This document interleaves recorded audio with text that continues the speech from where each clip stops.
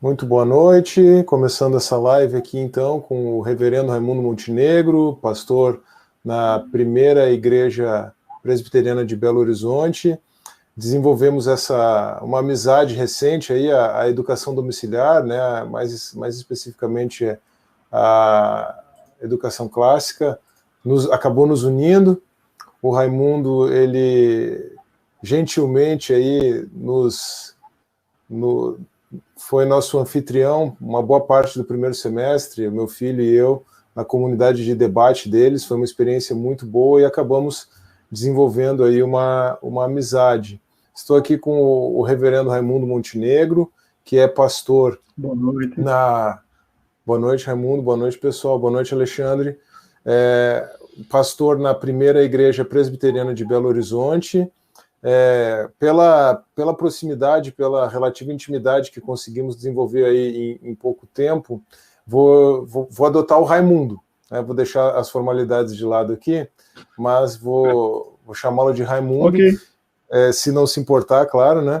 E o Raimundo, então, ele tem essa experiência no ministério já há bastante tempo. Ele vai compartilhar um pouco conosco aqui. E a gente, conversando, resolveu marcar esse bate-papo apologético, porque a apologética é um dos grandes focos aqui do Theodidatos, um dos grandes assuntos aqui do Theodidatos recentemente, e o Raimundo tem uma boa experiência com apologética, né? Missões transculturais, vivência na academia, né?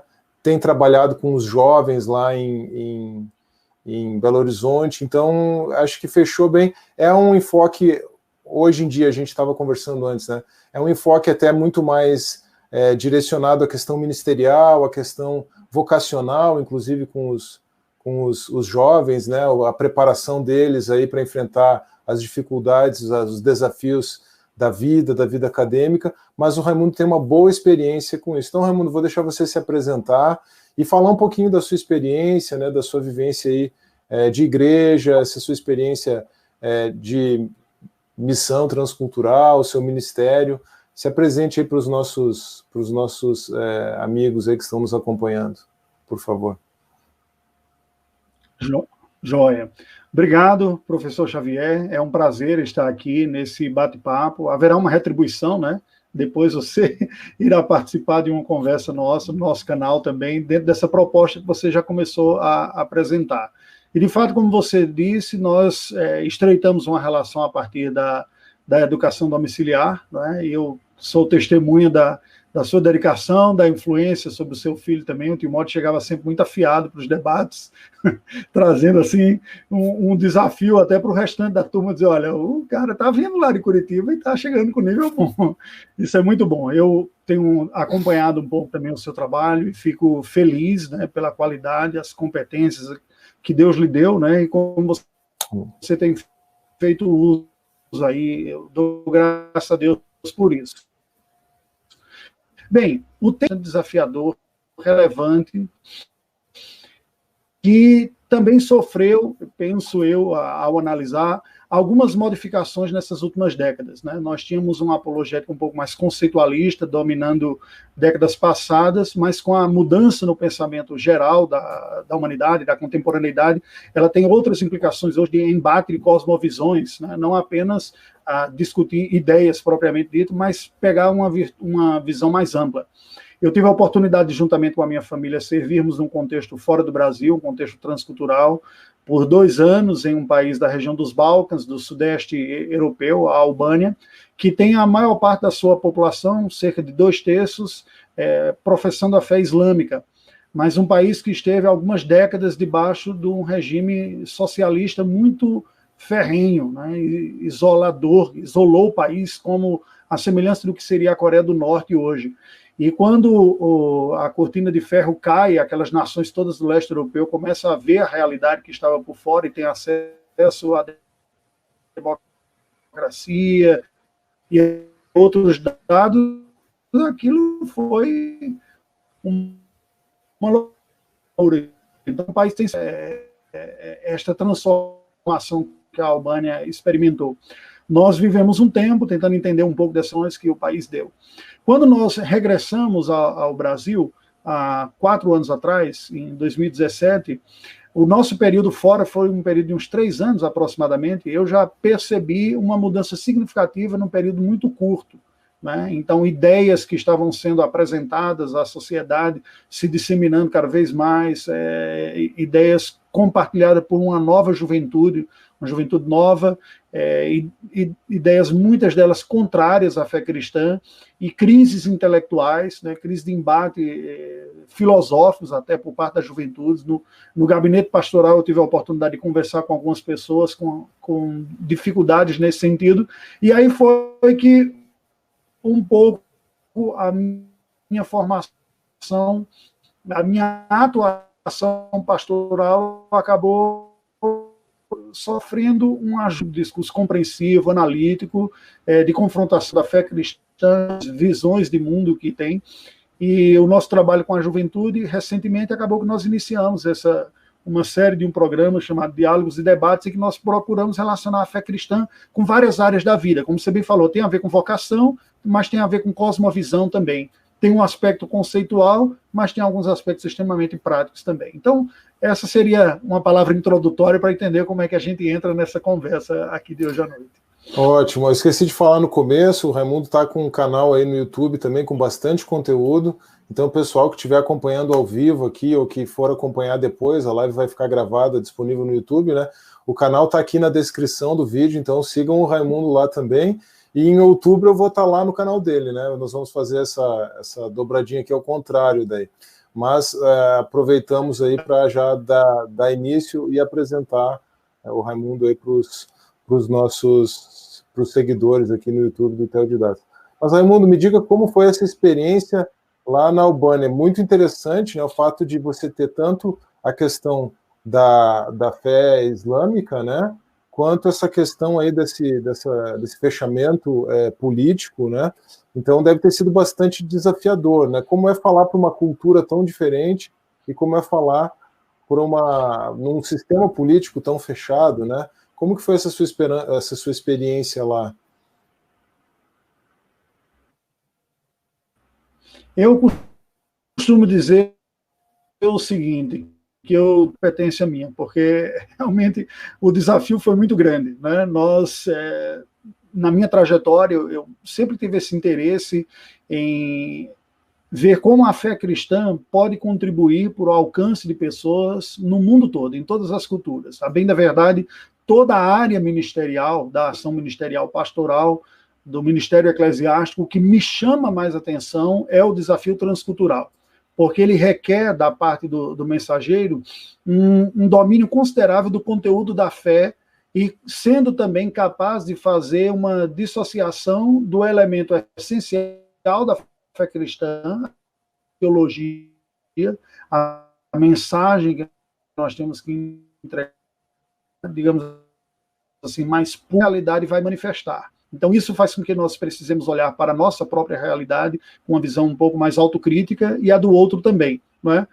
No entanto, a experiência prática se mostrou um bocado mais difícil do que eu tinha imaginado.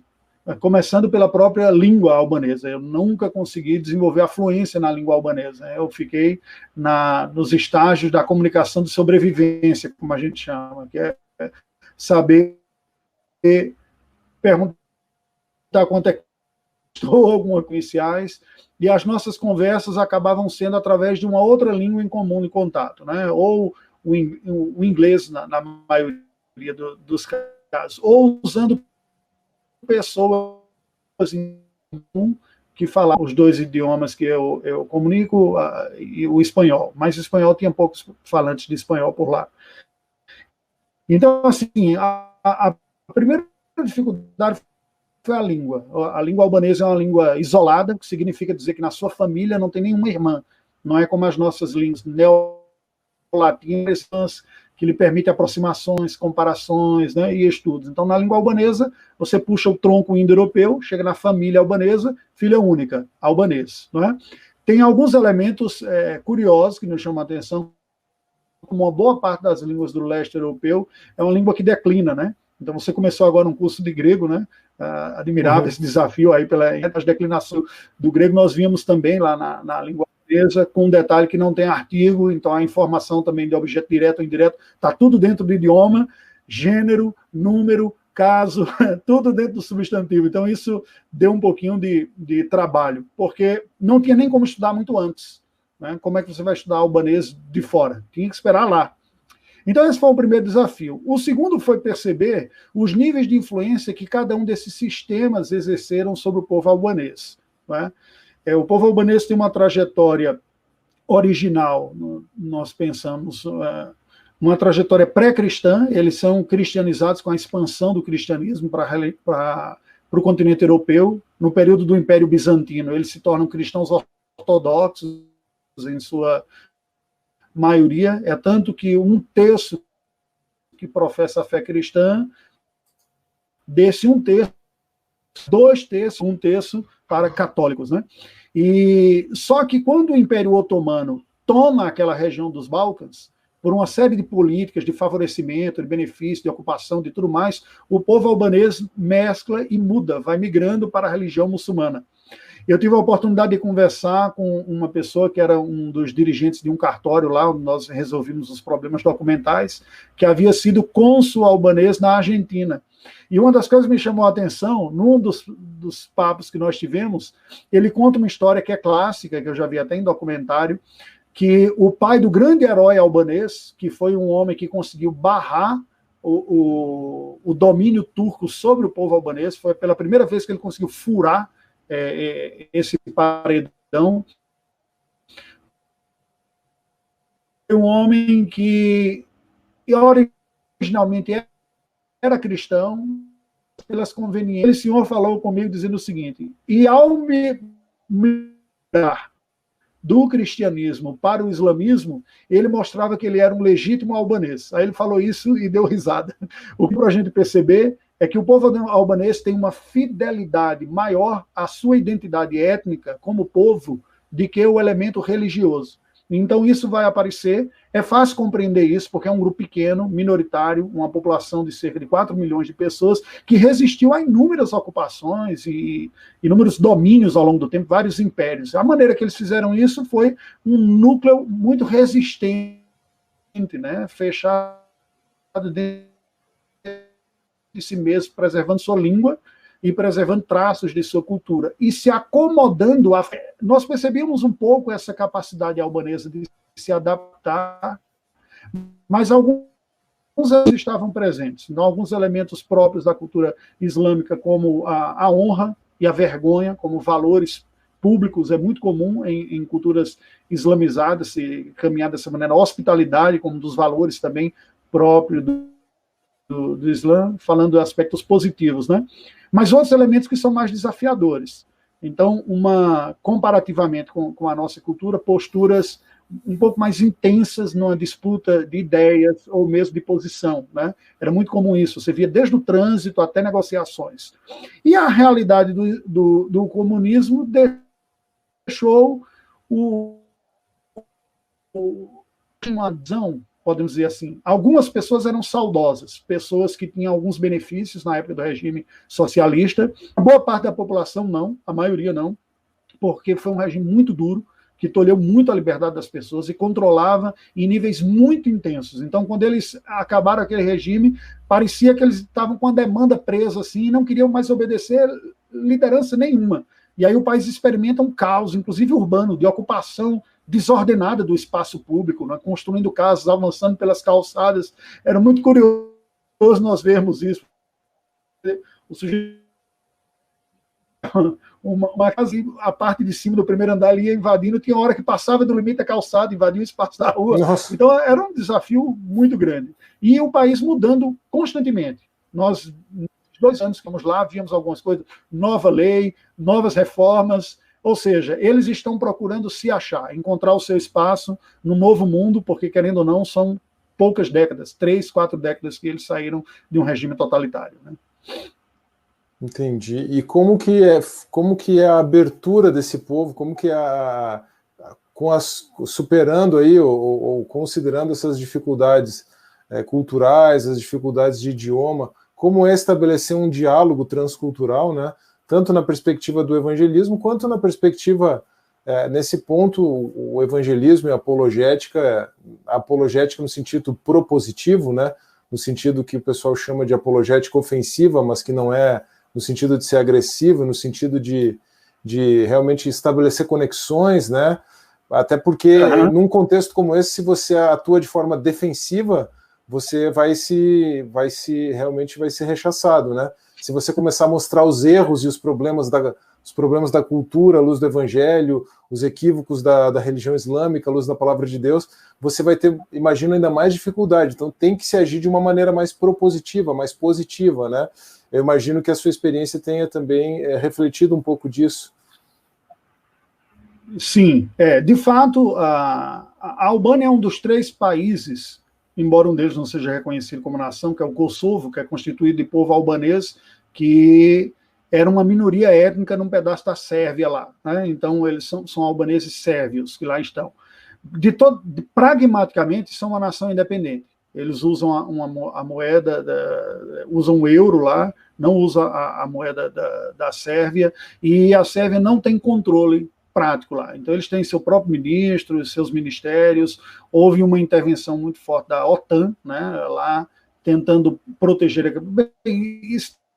Tem o pano de fundo do conflito dos Balcãs, né, que foi o final do século XX, e até uma oportunidade de visitar os 3, porque o nosso campo de atuação era mais o mundo muçulmano, foi isso que eu acabei estudando um pouco mais e me preparando e atuando. Mas cada um deles tinha uma peculiaridade. Hoje, o povo albanês, ou o país albanês, é o mais aberto dos 3. E aí é um dado curioso, porque faz uma oposição muito grande ao período socialista. Na época socialista, a Albânia era mais fechada, era como a Coreia do Norte, como eu falei anteriormente. Então havia uma abertura um pouco maior na Sérvia, que era a Iugoslávia, um pouco maior, considerando uma análise comparativa, né, do que foi a Albânia. Mas hoje a realidade inverteu, né? Então hoje o Kosovo é mais duro, é mais fechado, há uma tensão maior. Nós tivemos a oportunidade de realizar uma conferência teológica para a liderança evangélica e outros interessados lá, mas no meio do planejamento desta conferência, a pauta da segurança fazia lá, né? O item é um país de maioria muçulmana, então não é prudente, não é sábio que você faça uma proclamação combativa, né? Assim, desconsiderando ou mesmo desacreditando, não combina muito com esse pano de fundo. Então, de fato, nós acabamos por desenvolver um ministério mais propositivo, né, anunciando o conteúdo da fé cristã em aspectos próprios, né, não propriamente combatendo os outros. O raciocínio ele fica implícito, as pessoas vão ouvir e vão fazer essas comparações. Agora, havia uma aceitação, uma tolerância bem maior, né, um depoimento que eu posso dar, o trabalho começa com uma outra família, nós somos a segunda a chegar lá, que cerca de 1 milhão de habitantes, eles iniciam um trabalho com uma fundação, e este trabalho buscava oferecer algum suporte, algum auxílio para as pessoas daquela região. Uma boa parte da população eram pessoas que vinham do interior da Albânia, e essa experiência do êxodo urbano é universal, né? O mundo se tornou um país urbano, então praticamente o mundo todo experimentou isso, e normalmente essa migração do interior, ou da aldeia, ou do campo para a cidade, vem com um certo prejuízo social, né? Vem com uma certa dificuldade de entrar nessa vida urbana de uma maneira saudável, então, do mundo urbano. Lá não era diferente. Ocorre que essa fundação acabou oferecendo auxílio, prestando reforço escolar e alguns outros benefícios, pequenos cursos de treinamento, e foi ganhando a confiança das pessoas. Perceberam que nós estávamos por ali para o bem delas. Alguns dos adolescentes que estavam sendo assistidos foram recebendo as influências, né, positivas de conversa, amizade, e até depois de um tempo de palestras sobre a vida, e foi migrando pouco a pouco. Começou com palestras gerais sobre filosofias e religiões, sobre a vida, e, por fim, a última nunca parou de dizer que foi sobre o cristianismo. Eles, o próximo sistema que nós vamos estudar é o cristianismo. Mas começou e não parou mais. Nós ouvimos das primeiras pessoas alcançadas, foi um adolescente, ele já é um adulto hoje, mas aquela altura era um adolescente, 15, 16 anos, que professa a fé em Cristo, mas pelo próprio sistema social e familiar, era importante haver uma consulta. Ele foi conversar com seus pais, os seus avós, e eles disseram o seguinte: olha, nós vimos o benefício que vocês trouxeram à vida do nosso filho, do nosso neto aqui. Nós somos muçulmanos e mantemos a nossa religião, mas se é do desejo deles seguir este caminho, nós não impediremos, né? Nós estamos vendo o benefício. Isso certamente é um ponto fora da curva, no imaginário que nós temos de um universo muçulmano. E é preciso saber aproveitar isso. Agora, há dois aspectos que eu gostaria de destacar aqui, Carlos. O primeiro deles é que quando a Albânia se abre, eles percebem que eles estavam num atraso tecnológico e econômico com relação ao resto da Europa. Então há um desejo muito grande de correr. E o cristianismo acabou sendo associado àquela religião que vem da parte mais desenvolvida, especialmente o cristianismo evangélico, porque chegaram missionários americanos e europeus ainda da Inglaterra, alguns brasileiros também. E a imagem Entendi. que o albanês tem de todos esses grupos, país me diz, a gente pode ter o que ganhar com isso. Percebe? Assim, se eles estão mais à frente, tem que ter alguma coisa boa. Isso gerou uma abertura muito grande e eu não diria, quase que um fenômeno, porque num intervalo de 30, 40, para 1% evangélico, maior do que a estatística de alguns países europeus que estão há séculos resistentes à mensagem evangélica. Então, dava para perceber estas realidades e a ideia era aproveitar da melhor maneira possível. A confiança, a abertura que as pessoas tinham. Era muito comum eles não entenderem a razão dizer, mas por que vocês vieram para aqui, para a Albânia? Como que está dizendo? A gente está querendo sair daqui, né? E muitos saíram, né? Muitos foram tentar na Itália, em países desenvolvidos da Europa, até mesmo Estados Unidos. A família mesmo do senhor que locou o apartamento para nós, né, onde nós morávamos, eles têm 4 filhos. Os 4 estão fora da Albânia. 2 deles são residentes, têm residência italiana, e 2 têm residência americana. Então, na hora que o país... Nós estamos querendo sair para lugares mais desenvolvidos. Né? Aí era uma oportunidade, nós dizemos o porquê. Sim. Aí é uma boa oportunidade de dar o testemunho, né? Da missão. Exatamente. Mesmo, né? Do amor, desse intuito da pregação do Evangelho. Muito interessante. Mas, Raimundo, o que essa experiência, que certamente foi bastante significativa, certamente não deve ter sido fácil, né? Com todo esse contexto, o que você poderia dizer que essa experiência assim, enriqueceu tanto pessoalmente, né, em termos de família, quanto enquanto indivíduo, e especialmente, claro, na perspectiva do ministério, agora retornando para o Brasil, enfrentando uma realidade diferente, porque 2 anos fora, vocês ficaram 2 anos, né? Foi isso? Na Albânia. Na Albânia. Mais 1 ano e meio estudando inglês, 6 meses em Portugal, uns 4. Então, o que ocorre? Eu já comentei, de uma maneira resumida, de início, um pouco para mim, né, eu realmente, foi uma relação um pouco paradoxal, porque eu, nesse período, os dias mais... Houve alguns impactos, inclusive, de saúde, né, porque havia uma diferença cultural que não foi fácil administrar, eu confesso para você, né, em linhas gerais, para o brasileiro, uma parte significativa da cultura europeia, uma coisa é você ir como turista, outra coisa é para você ser residente. Ela costuma ser vista como muito direta, né, o que tende a não ser muito bem aceito por poucos dizendo as coisas, né? E, em geral, eles são muito francos, muito abertos naquilo que fala, e quando há algum embate, são muito combativos, né?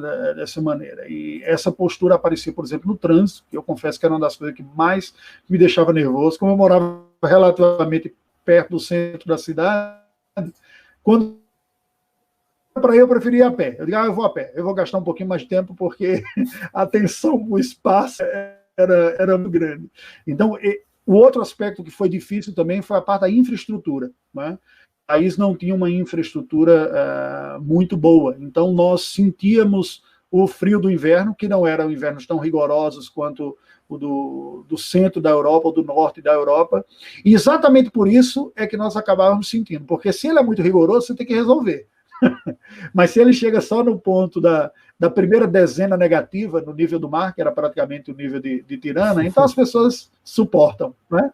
Então, a primeira dezena negativa a gente suporta. Na montanha, sim, menos 17, menos 20, mas aí era um pouco difícil, porque as casas não tinham isolamento térmico, então você tinha que tentar aquecer e fazer de tal maneira que preservasse. Mas, assim, a comida foi deliciosa, eles são muito abertos ao relacionamento, são abertos para o diálogo. É preciso entender jeitos também de se fazer. Um outro ponto positivo que eu vejo é que a realidade tende a se mostrar sempre um pouco diferente da caricatura que nós temos pelas mídias ou de uma informação generalizada a respeito, né? Nós vivemos 2 anos no país. Então, as pessoas recebiam um salário numa moeda que era um pouco mais fraca, saía com um calhamaço de cédula, assim, contando no meio da rua, né? E outros episódios tantos que eu poderia citar de confiança, de esquecer a mesa numa praça e 2 quarteirões depois é que eu me lembrava e voltava e estava lá, sabe? Algumas coisas desse tipo assim. Então, são realidades distintas, o que nos faz perceber que, pela graça comum de Deus, nós temos aspectos positivos espalhados pelo mundo, e nós podemos reconhecer isso é um ponto importante. É preciso o missionário, aquele que vai comunicar o evangelho a outro, reconhecer a beleza onde ela estiver, né? Reconhecer a graça de Deus onde ela se manifestar, ainda que seja num grupo tão distinto, e não uma postura de assim, não há nada aqui positivo, né? Então há, e na verdade assim, esse é até um ponto de mostrar isso, é um sinal da graça de Deus entre vocês aqui, por vários fatores nós podemos trabalhar estes aspectos do que tem. Agora, um desafio muito grande, porque praticamente, agora que está se começando a segunda geração, se nós estamos falando de algo entre 35 anos, na época que eu estava lá 30 anos, agora já está perto de 40, não deu para, assim, a primeira geração é que está tendo os primeiros filhos agora, né? Então, você imagina o que é isso em termos de uma maturidade para a igreja. Não é preciso ser muito inteligente para perceber que um dos grandes desafios é o aprofundamento da maturidade bíblica e teológica. Você não tem uma geração passando para outra ainda a fé evangélica. É todo mundo experimentando isso de primeiro. Então, não tem aquilo de ter refletido, ter amadurecido. Então, essa era uma identificação e era um ponto de concentração do nosso ministério, que ia ser esse um discipulado bíblico, uma formação teológica, né? Uhum. Interessante, realmente, essa questão, né? A ausência de uma cultura, de uma consolidação, né? É um desafio bastante grande, ainda mais você cercado por um entorno que, não no sentido da hospitalidade ou da amistosidade, né? Como você mencionou, mas que no aspecto espiritual, no aspecto cultural, ele é hostil, né? Então, realmente, é um grande desafio para a própria igreja estabelecida lá, né? Sim. Sim, certamente. São sempre esses desafios mistos, né? Porque, por um lado, como eu compartilhei aqui, havia os positivos, o conceito, curiosamente, né?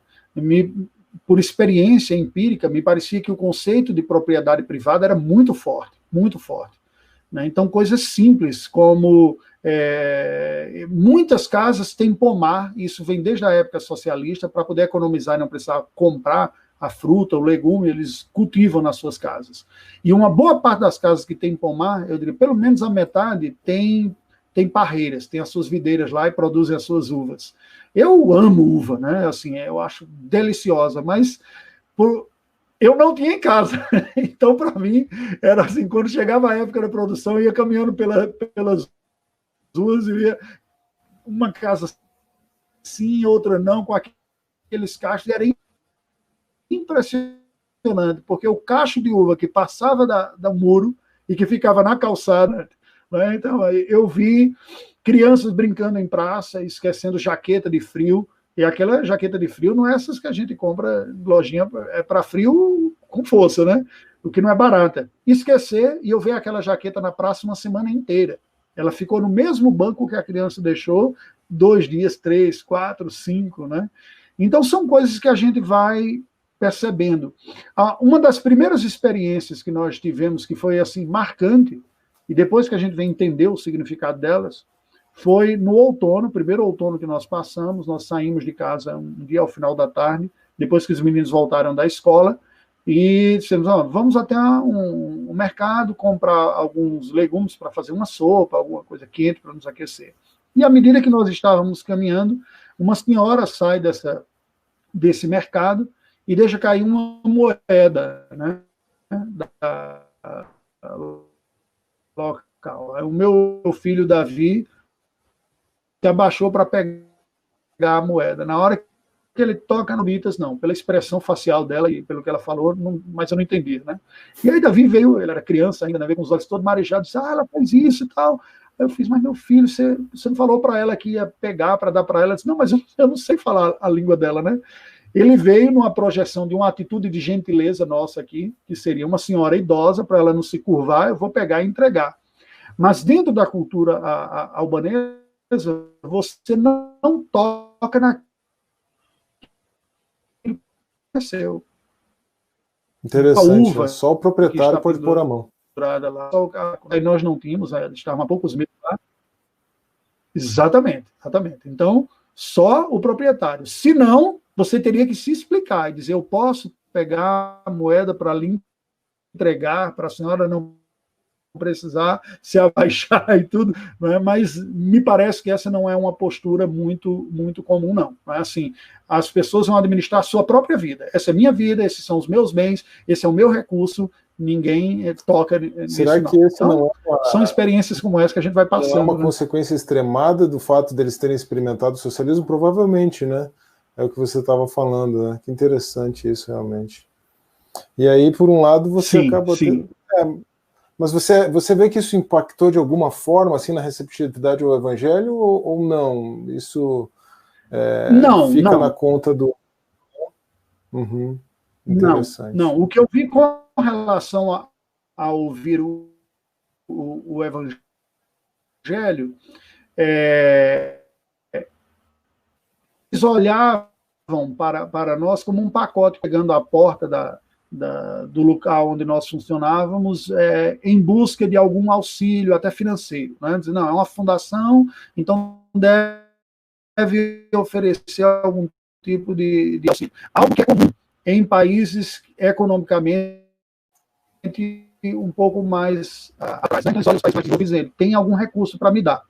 Então, isso era algo que nós discutíamos, inclusive na equipe, a necessidade de maturidade para lidar com estas questões, porque o símbolo do estrangeiro que vem e chega aqui, aluga um prédio, põe uma instalação, mantém pessoas, famílias envolvidas aqui, tem recurso, vai me ajudar.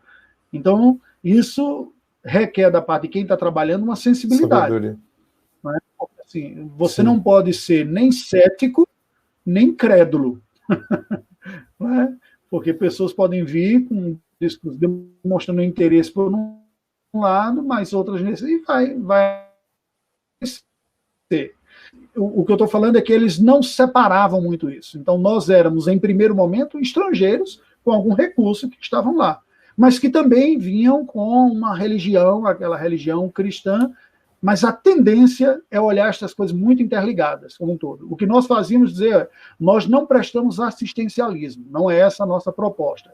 A nossa proposta é entregar para você algo que vai fazer você crescer, espiritualmente e como pessoa também. Então, nós oferecemos alguns cursos e nem cobramos para ele, porque com isso você vai se desenvolver mais, vai poder desenvolver mais a sua vida. Mas uma assistência direta, não era a nossa postura. Então, o resultado é que, com o tempo, as pessoas foram entendendo isso, né? Havia um respeito com relação ao que era feito, e aí o resultado, como eu falei, na vizinha, nós faríamos lá. Até que depois, e aí foi a minha contribuição em especial, mais especificamente, né, da equipe, eu era aquela pessoa com maior experiência pastoral e eclesiástica, com formação teológica mais completa, digamos assim. Os outros da equipe tinham outras competências em áreas que eu nem me aventuro, né? Desenvolvimento social, por exemplo, projetos comunitários, não é a minha formação, eu não tenho competências nessa área. Então, nós formamos uma equipe multidisciplinar. E aí, esse ponto foi precisamente a minha contribuição, que era a formação inicial da igreja. Como pegar aquele grupo que estava ouvindo palestras sobre o cristianismo e agora caminhar com eles para se consolidar um trabalho, uma igreja inicial. E foi bem curioso, porque justamente cristão, confessional, uma linha teológica definida, né? E não houve uma resistência quanto a isso. Então, nós trabalhamos símbolos de fé, da fé reformada, os padrões de Westminster, que algumas pessoas já tinham traduzido para a língua albanesa, e fomos trabalhando. Então, assim, houve recepção, né? Que interessante. Você vê que realmente para chegar nesse resultado, né, nós brasileiros temos uma cultura muito do imediatismo, né? E as pessoas têm um certo hábito de achar que pregar o evangelho é dizer para uma pessoa Jesus te ama e ela vai, e ela vai se converter, né? Uma experiência como essa, ela mostra que existe um grande investimento, né? Existe uma estratégia mesmo, né? Uma preparação, um investimento de tempo, de recursos, para você colher alguns frutos, né, no meio de uma cultura. Isso é muito interessante. Eu acho que isso é um grande aprendizado que essa sua experiência pode ter trazido. Na verdade, já traz para mim aqui a título de reflexão, né? Mas isso eu acho que é um grande aprendizado. Eu estava tentando até relacionar ou pensar nesse retorno, né? Certamente você deve voltar para o Brasil, para essa nossa cultura e essas coisas frenéticas que a gente tem por aqui, com uma visão um pouco diferente de como fazer as coisas, né? Imagino, né? Não sei, eu estou tentando fazer esse tipo de relação aqui, né? Muito boa a sua percepção, exatamente isso, né? Nós partimos, assim, uma primeira tentação de um trabalho missionário transcultural é a réplica. Eu imaginar que eu vou fazer lá o que eu faço aqui, eu estou cumprindo bem com a missão. Isso é extremamente perigoso, porque isso começa por uma semântica.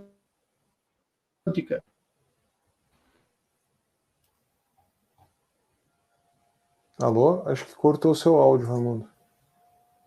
Pelo menos aqui eu não estou conseguindo ouvir. E travou o vídeo também. Alô? Alô, está a ouvir agora?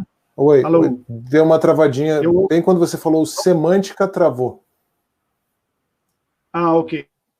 Então, um problema começa com a semântica. Nós já... Essa frase não é ouvida da mesma forma que algumas décadas atrás. Porque eu falo Deus, mas o vocábulo Deus não comunica aquilo que o pano de fundo cristão do brasileiro tinha algumas décadas atrás. Se eu falasse com alguém que foi educado como católico, ele tinha aprendido que Deus é Pai, Filho e Espírito Santo, é a Trindade, fazia o sinal da cruz, tudo isso. Mas hoje já não é assim, né? O mundo contemporâneo, ele rejeita as ideias tradicionais. Então, a própria palavra não significa, né, a mesma coisa. Então, é preciso fazer um primeiro, buscando uma divindade, né? Que divindade é essa? Ela é pessoal, ela é relacional, né? Ela é una, é difusa, tem outros seres espirituais. Então, essa tarefa precisa ser feita, né? Conceitos básicos da fé cristã, como o pecado. Como é que se conhece pecado? Há uma compreensão de pecado, uma tendência em países de pano de fundo muçulmano é que o pecado está menos relacionado a uma transgressão da lei, a quebra da lei de Deus, e está mais relacionado àquilo que é vergonhoso, aquilo que causa vexame. Então está muito mais horizontal, definido horizontal, as coisas que é importante que nós consideremos primeiros antes de anunciar. Se nós vamos para um contexto ainda mais distante, em que o pano de fundo é budista, por exemplo, ou hinduísta, né? Que você não tem definitivamente o conceito de Deus, você vai ter uma série de dificuldades. Salvação significa o quê? Né? Salvação de quê? Então, são pontos que precisam ser trabalhados. Nós debatemos alguns, tivemos alguns debates bons, pensando assim, como igreja presbiteriana, como é que nós trabalhar, né? Esse conceito, termos bíblicos, como presbítero, presbíteros, né? Pastor, existe uma palavra em albanês para pastor, porque eles têm a figura do pastoreio de ovelhas, literalmente, viajando pelo país, você vê gente cuidando de ovelhas. Há uma palavra que é baril. Então, bariuim. Prendia este bariuim. O Senhor é o meu pastor. Nós diríamos em albanês, né?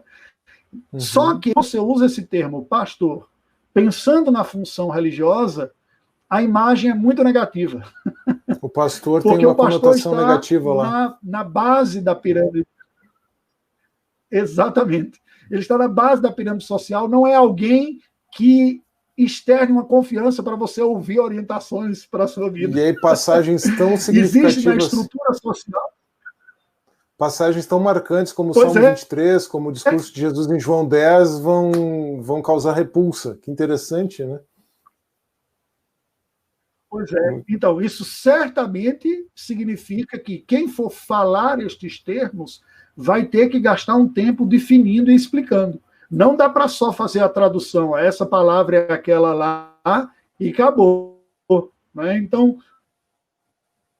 qual é a imagem bíblica do pastor?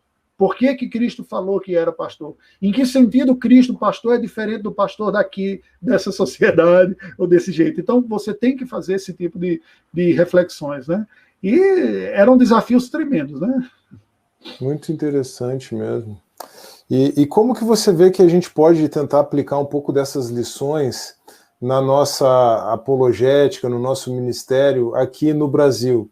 Com as dificuldades, né? Como a gente estava falando, você passou 4 anos aí, mais ou menos fora, voltou, muita coisa estava diferente, talvez algum despertamento da parte da população, até algum despertamento da parte da igreja, um despertamento maior para essa questão da guerra cultural mesmo, né? Do embate de cosmovisões, mas também como fazer isso de uma maneira que você vai conseguir estabelecer conexões e não...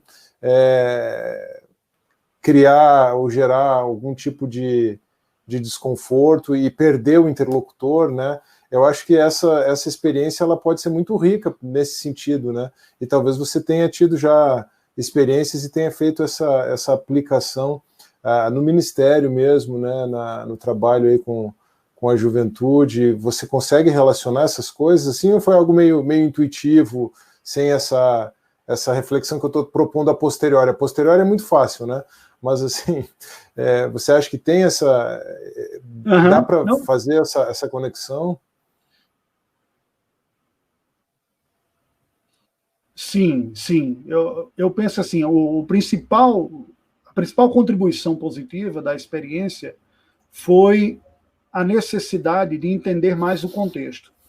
Eu confesso que antes da experiência dos estudos eu não era muito atento ao meu contexto, pela realidade de que, assim, o peixe tem consciência de que ele está nadando, não é? Ele está mergulhado lá no oceano, aquilo é o seu contexto. Muitas vezes nós não estamos dando conta, nós sentimos uma sensação muito forte de mudanças de valores, de guerra cultural.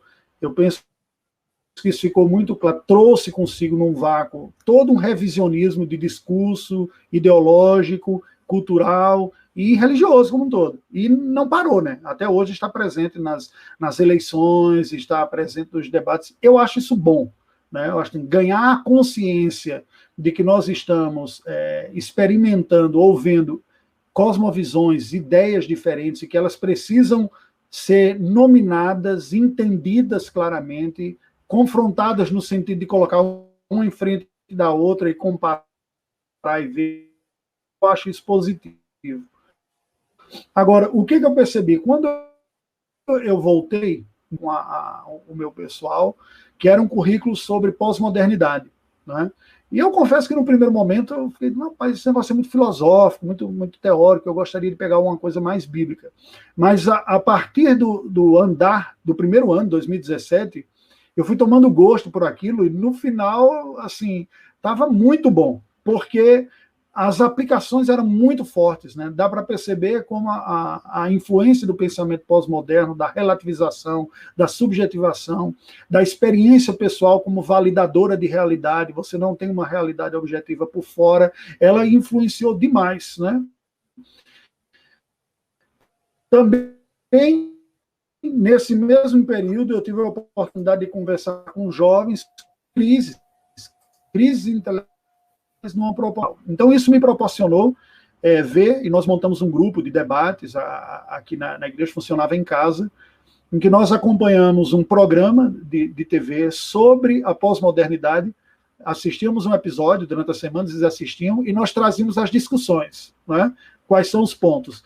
E aí foi o ponto interessante nós percebemos, porque se algumas pessoas atentaram mais para esse embate, para essa crise, para a necessidade de estar preparado, outros, como foi um pouco o meu caso, que era uma cultura eclesiástica mais tradicional, histórica, uma igreja centenária, né, com mais de 100 anos,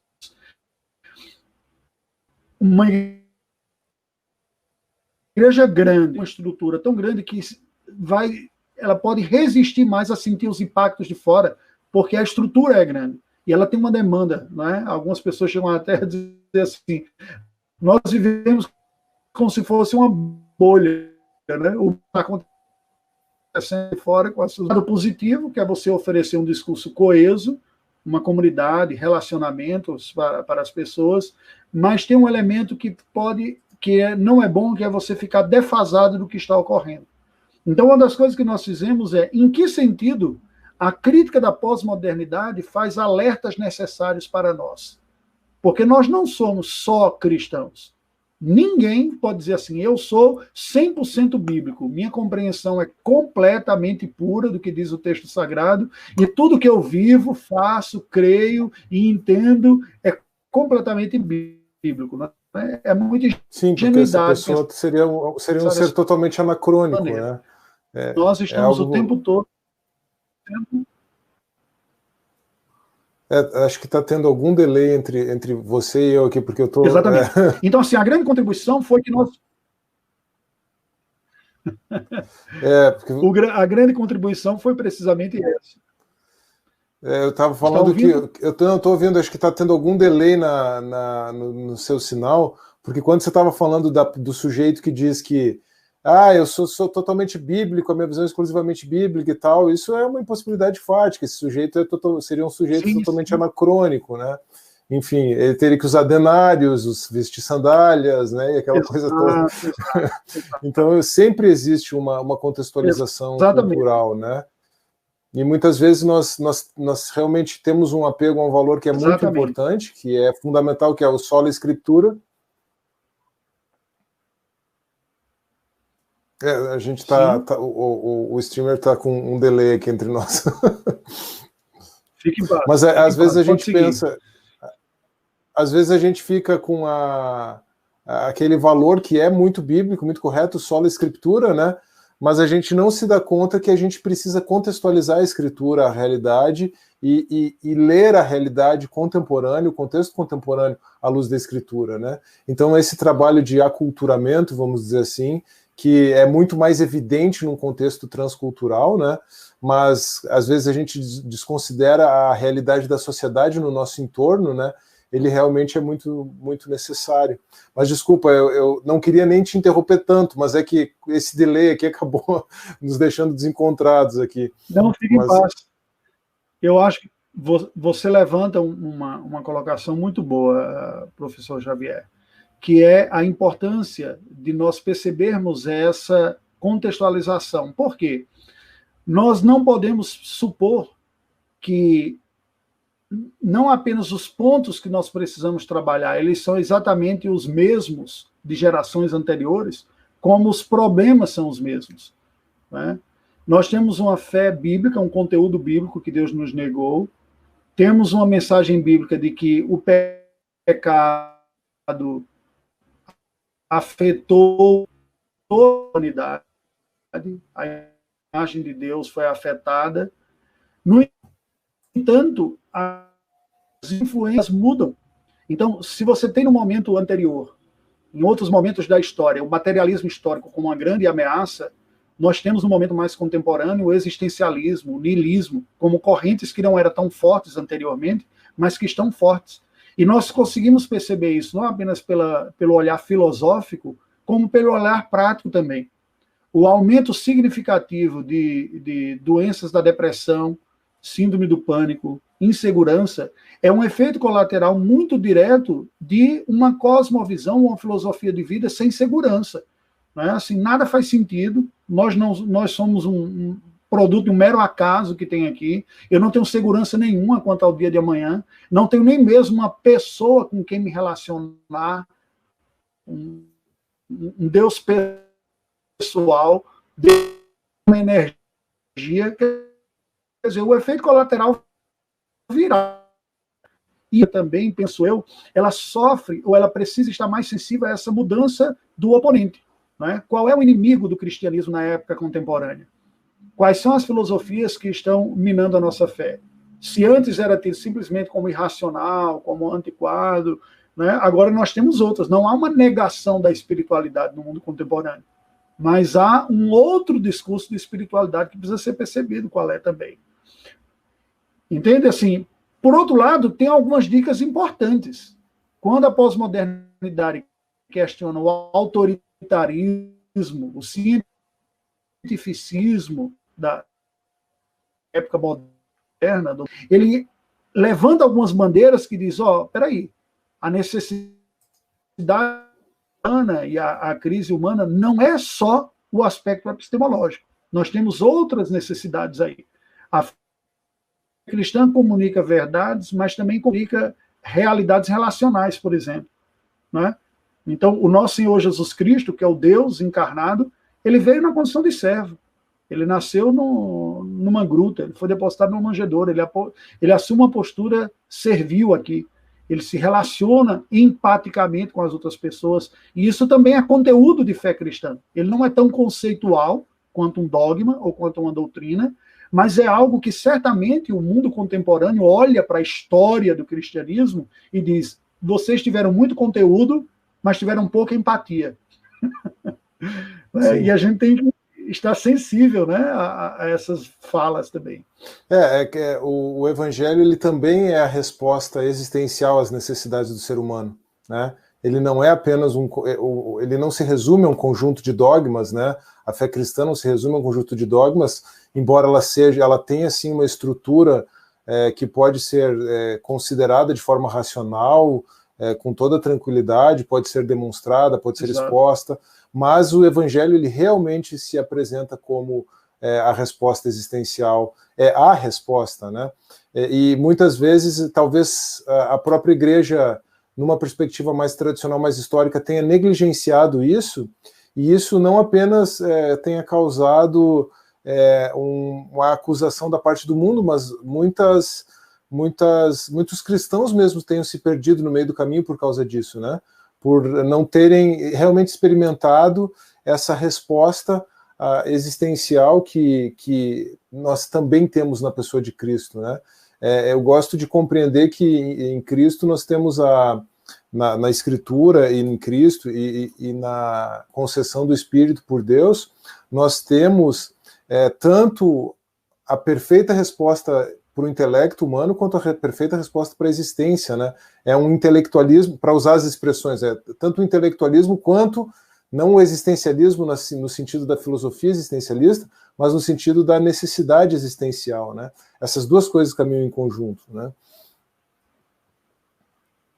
Sim, com certeza. Se nós pensarmos na inteireza do ser humano, né? Nós criados com intelecto, com afeições, com volições, todas essas nossas faces, elas são passíveis de serem redimidas pelo Evangelho. Não há no cristianismo a negação de nenhuma dessas nossas faces. Então, o cristianismo fala à mente humana. O cristianismo também resgata as afeições humanas que, afetadas pelo pecado, ficaram pervertidas, né? Escravidões que vêm por afeições. Afeições, elas humanas, quando você espera de uma outra pessoa um potencial de sentido e realização na vida que ela nunca terá condições de dar.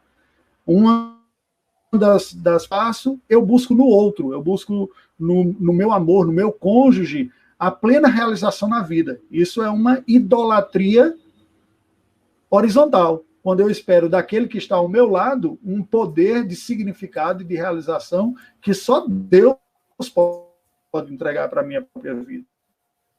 Então, estar sensível a essas realidades é o desafio, que é um pouco mais polêmico, não deveria ser, mas que eu vejo que às vezes nós estamos, como evangélicos, mais preocupados com a nossa imagem pública de evangélico, está bem na fita, do que com o Senhor, não é? E aí o que eu quero dizer com isso? Cristo é salvador de pecadores. Quando eu me dirijo a uma outra pessoa anunciando o Cristo, eu falo do Cristo que eu preciso, que precisei, mas continuo precisando como meu salvador também. Ele é aquele que tem paciência comigo, ele é aquele que me comunica graça, ele é aquele que continua me perdoando os pecados, que está comigo, me santificando. E isso muda completamente a maneira de me aproximar do outro. Se eu anuncio o outro dizendo, olha, eu alcancei, eu estou bem na fita, né? O meu estado, eu sou moralmente superior a você, eu comunico uma mensagem que é uma mensagem distorcida da mensagem cristã, né? Nesse ponto. Assim, eu anuncio para você aquilo que eu tenho experimentado. Sim, esse ponto é muito interessante, Raimundo, porque a gente percebe que nessa questão da guerra cultural, dessa batalha cultural, muitas vezes, claro que a gente tem esse embate de cosmovisões, né? Mas muitas vezes a apologética, a defesa da fé cristã, dos valores cristãos, é feita nessa condição, né, que você está colocando. Então, é feita numa condição de um enfrentamento puro e simples, né, de um enfrentamento absoluto, o cristão se colocando, então, numa condição de superioridade intelectual, de superioridade moral, e aí você realmente não vai conseguir comunicar nada, né?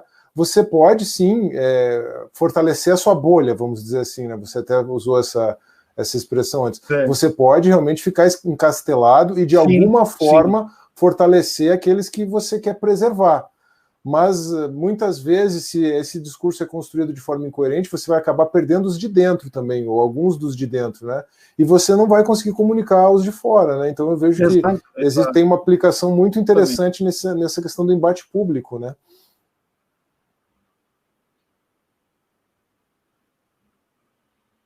Pois é, você levanta um ponto muito bom, professor, que é o seguinte: não é uma tarefa fácil esse embate público e a guerra cultural, porque há um revisionismo histórico muito cruel com a contribuição da cristandade, do cristianismo para a construção da sociedade ocidental, especialmente.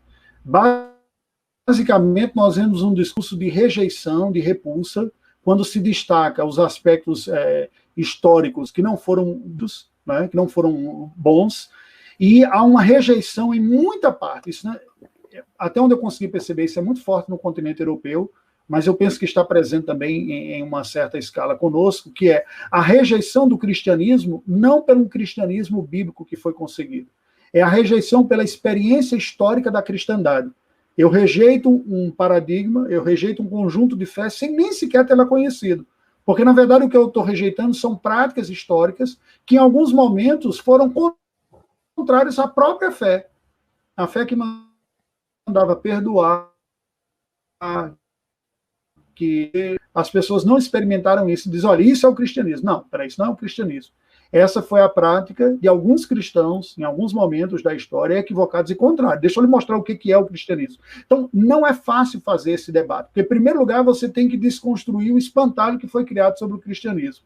E muitas vezes tem muitos cristãos por aí fomentando esse espantalho, né? Essa é a questão.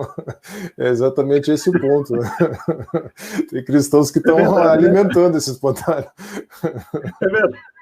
Ele não deixa morrer, né? Vai lá. Não, você está tentando desconstruir, o espantalho está vivo lá. É verdade. Então, esse é um desafio, né? Eu vejo, assim, duas frentes, né? Basicamente, a primeira é preciso fazer um resgate histórico,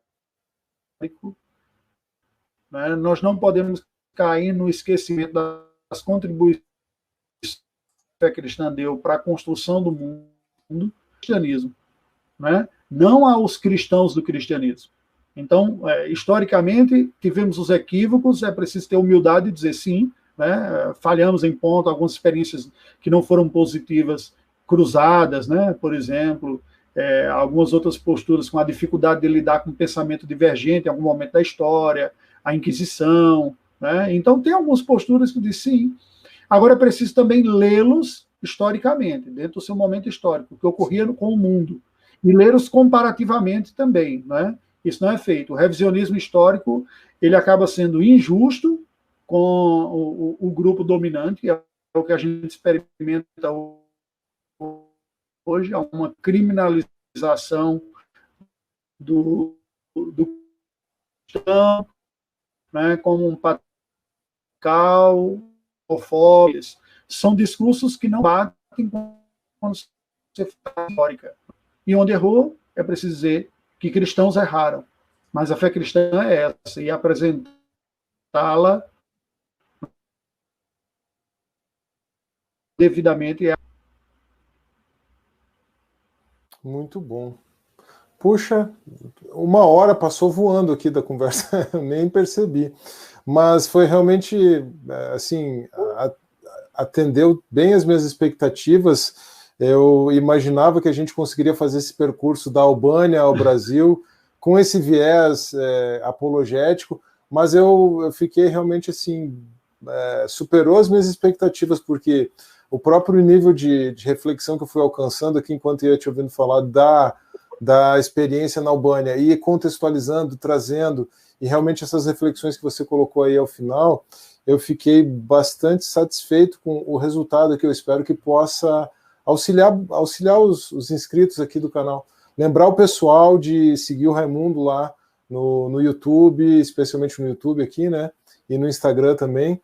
Mas eu acho que a gente conseguiu vir da Albânia ao Brasil, trabalhando apologética, missão transcultural, choque de cosmovisões, né? Conseguimos fazer uma conversa bastante ampla. Eu deixo a palavra com você aí para, se você quiser fazer alguma consideração ainda, Raimundo, desenvolver algum tópico que você acha que ficou em aberto, mas eu realmente fiquei bastante satisfeito com a exposição. Olha, muito legal. Vou levar dessa noite aqui muitas reflexões para mim mesmo. Que bom. Eu fico feliz, né? E eu dou o crédito a você. Você soube conduzindo as questões bem, de tal maneira que eu me senti muito confortável de estar debatendo isso tudo. São universos com os quais eu me identifico bem, gosto, né? Sou um estudante, sou um aprendiz, não tenho a capacidade do professor Carlos Xavier, né, de produzir tanto, mas aquilo que a gente tem procurado buscar entender o nosso contexto, a nossa realidade e a resposta que a palavra de Deus e o cristianismo dá, é isso que a gente está procurando servir. Então, eu que agradeço a honra, haverá uma retribuição e você depois estará conversando conosco oportunamente, né? Isso, em outubro vamos fazer a... E sucesso aí no seu curso também de grego, né? Agora... muito obrigado. Em outubro eu vou estar lá no canal do Raimundo também, vamos inverter essa dobradinha aqui, mas realmente foi muito bom, eu fiquei muito satisfeito mesmo, eu estava com uma boa expectativa para essa conversa e digo que, olha, até excedeu as minhas expectativas, porque a gente às vezes cria um pouco ao contrário do que acontece na... Não, na verdade é uma experiência parecida com o que acontece no campo missionário, só que no caso ao contrário, né? A gente vai achando que vai arrebentar e chega e toma um baque. Eu achei que a conversa seria realmente boa, seria interessante, mas na medida que ela foi desenrolando, ela superou as minhas expectativas aqui. Eu mesmo fui fazendo conexões que eu não tinha exatamente preparado a priori e fui vendo como elas se encaixaram muito bem, fiquei realmente muito satisfeito. Como eu falei, é algo que eu vou levar para mim, e eu espero que os nossos amigos aqui, a gente teve ao todo 93 pessoas participando, simultâneo ali a gente bateu perto de 10 algumas vezes, mas 93 pessoas, depois vai ficar no YouTube também, né? Então eu espero que o pessoal possa aproveitar bastante, porque realmente foi um bate-papo bastante enriquecedor, com questões aí para a gente refletir. Muito obrigado, Raimundo. Um grande abraço, Deus abençoe. Deixa aí você se despedir do pessoal também. Como dizem em albanês, Shum falando Merit. Muito obrigado. Olha aí, com direito a uma despedida internacional. Tá certo. Muito obrigado, Raimundo. Pessoal, muito obrigado. Não se esqueçam de se inscrever no canal do Raimundo lá, acompanhar. Ele está produzindo bastante conteúdo, está com bastante coisa lá. Tem uma série, essa série desses debates, né, na qual eu vou participar, que também está com um conteúdo muito legal, vale muito a pena.